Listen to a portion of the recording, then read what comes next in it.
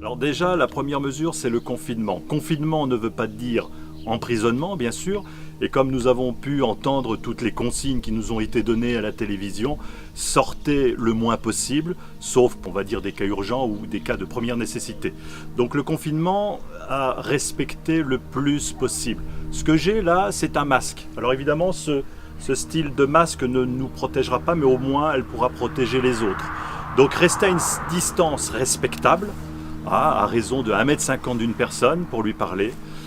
C'est suffisamment raisonnable. Je vois des personnes prendre leur masque dans leur voiture alors qu'il n'y a absolument personne. Sachez que le virus ne se promène pas dans l'air et vous ne l'attraperez pas comme ça. Vous l'attraperez parce que vous serez en contact avec une personne qui est l'hôte, qui est un hôte, c'est-à-dire qui est porteur d'un germe et qui va vous le transmettre en vous parlant, par des gouttelettes ou par transmission aéroportée que l'on dit, c'est-à-dire par salive, etc. Bon, par un éternuement, on pourrait si on est à proximité, on pourrait effectivement l'attraper de cette manière, à condition évidemment que la personne soit contaminée, mais nous ne pouvons pas le savoir tant qu'elle ne manifestera pas des signes cliniques, et avant même qu'elle manifeste des signes cliniques, si la personne est contaminée, elle est d'abord contagieuse, donc potentiellement dangereux pour surtout les personnes fragiles.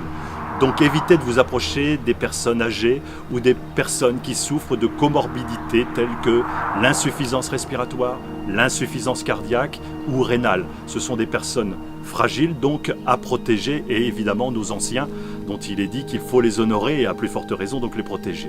Donc ça, c'est une première chose. En cas de fièvre, évitez de prendre des anti-inflammatoires, communément appelés AINS, anti-inflammatoires non stéroïdiens. En cas de fièvre, plutôt privilégier le paracétamol, qui peut se décliner sous plusieurs noms tels que Doliprane, Dafalgan ou Efferalgan.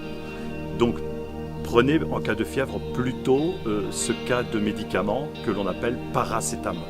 Mais surtout à proscrire absolument l'anti-inflammatoire qui pourrait avoir un effet inverse, puisque l'inflammation en cas d'infection nous protège naturellement.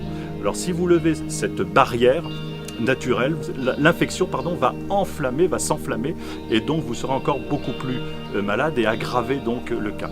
Donc à éviter. Voilà un petit peu ce que l'on pourrait dire du Covid-19. Donc le confinement est de mise et je pense que ça aurait dû être mis en place bien avant que ça n'a pris aujourd'hui cette ampleur, évidemment. On peut remarquer que le trajet du Covid-19 correspond un petit peu à celle des échanges commerciaux que l'on a au travers le monde.